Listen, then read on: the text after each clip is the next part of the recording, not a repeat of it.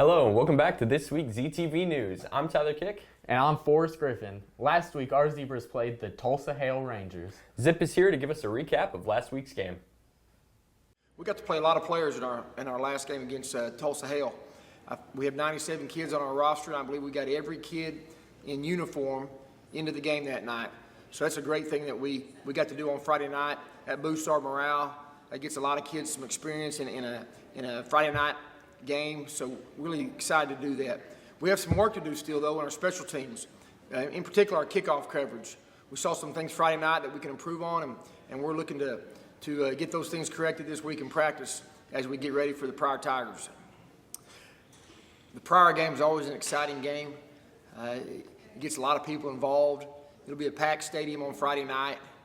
We're looking forward to going over there and putting our best foot forward.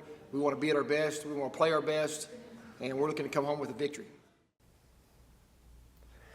Congratulations to the Zebras on their win. Make sure you just come outside For the night. and show up to next week's game. Next up, our very own softball team recently played their senior night game, and they shut down Bishop Kelly with a staggering score of 19-3. Good job, Lady Zebras, and keep up the hard work. We'd also like to congratulate Emma Robinson for winning the Claremore Walnut Park cross country meet. She ran a new personal best of 18 minutes and 41 seconds, leading her one step closer to breaking the school record. If you see Emma around school, be sure to give her some applause. And while we're on the topic of winning, Mrs. Gonzalez was recognized as the TTCU Teacher of the Game on our homecoming night. She won a bag of goodies and a gift card from TTCU themselves. Congratulations, Mrs. Gonzalez. Furthermore, we'd like to recognize a leadership-focused club within our campus. My name is Ms. Hoover, and I teach Family and Consumer Sciences. FCCLA is our student organization. It stands for Family, Career, and Community Leaders of America, so we are a leadership organization. Our new officers for this year are President Lila Madden, Vice President is Shiloh Long, the membership officer is Alyssa Halcomb, the Service Project Officer is Alicia Henning, and our Public Relations Officer is Brooklyn Duncan. Events at FCCLA for this year are working on STAR events. So we have several members who are working towards getting those projects ready, and then we are getting ready to go to our district leadership meeting in the end of October. STAR events are our competitive events, and they stand for Students Taking Action with Recognition. So they are events that any FCCLA member can choose to compete in. Not everybody has to compete. And they put together presentations to help some sort of issue that might be occurring within families or our community, and how to help people out. And they compete and they present their work in front of about 3 judges. We also have other events that they can write a children's literature book. We have a cake decorating event, job interview, career investigation. Wow, cake decorating. I didn't know FCCLA had such fun events like that. Neither did I. It honestly seems like a pretty cool club with some amazing opportunities for our students. And speaking of opportunities, we would like to take a look at a recent Northeast Tech Sophomore Showcase. The Northeast Tech Sophomore Showcase is a program dedicated to sophomores that showed what NTC can offer at its 2 different campuses. The Claremore campus had programs such as CNC machining, criminal justice, East, which is their technology-based program, HVAC, and health careers. Pryor campus also had programs such as auto collision, culinary arts, diesel and heavy equipment, teacher prep, visual communications, welding and metal fabrication, and electrical technology. My favorite program was probably culinary, just because I enjoy cooking and I enjoy making food for my family, for friends, or just making it so I can eat it. It was just a great all-around experience to see all the different things.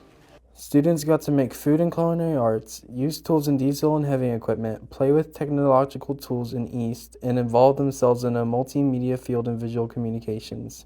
Students were able to preview programs that the Northeast Tech campuses offered during this event.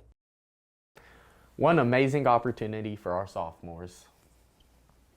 Forrest, do you not love fall or what? Yes, I do, Tyler, because fall can bring a lot of fun events around our town, such as the Shepherd's Cross Pumpkin Patch Festival, which started last weekend and will run through the first weekend in November. The festival is open to the public Tuesday to Saturday from 9 a.m. to 6:30 p.m. Yeah, and I heard Trenton is taking his kids this year. Man, they've gotten so big. Speaking of getting big, this week is Beat Pryor Week at Claremore, with the Pryor football game taking place this Friday. The student section theme for this week is turquoise and purple. Let's get big and loud and cheer on our team. This Thursday, we'll have a pep assembly to represent this big rivalry. And isn't KOTV going to be there as well? Yeah, so make sure you dress up in all your zebra gear. You'd be right on that one, Tyler. Keeping the topic of events, our varsity dance team is hosting a fundraiser, and you can purchase your merchandise there. Next up, our band went to the Stallion Battalion Marching Invitational, and they represented. I'm Jackson Smith. So the Stallion Battalion Marching Contest is a contest held every year by Oologah High School at Oologah High School, and it's multiple bands of different classes, 3A, 4A, 5A, and we compete in a marching contest where we basically just march our show and get scored on it. So the band placed first in our prelims run, and then after other bands were eliminated, we placed first in finals. And the way the scores are decided for placements is a series of attributes for marching band shows, such as marching, general effect, visual, music, things like that.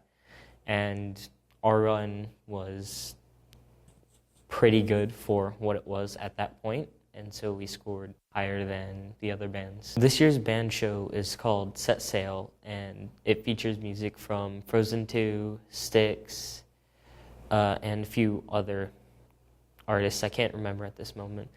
But we have a prop that's a big pirate ship, and custom uniforms for the first time in my memory. And so far, it's lining up to be a pretty good show. And yeah, I think we can go all the way with it. Man, they swept the competition. Just another reason why CHS is on top. Recently, FFA went to the Rogers County Fair and took part in multiple different competitions, including showing swine, cattle, sheep, and horses. The big winners of this year's fair were Mackenzie Boyer placing 10th and Meadow Heiner placing 5th. Additionally, FFA is having a Halloween party on October 29th. So if you're interested, go talk to Mr. Boyer for more information. Wow, our school just keeps on going. Congrats to the FFA team. And with that, that ends this week's episode of ZTV. Thanks so much for tuning in. And as always, beat Pryor Pryor and go Zebras!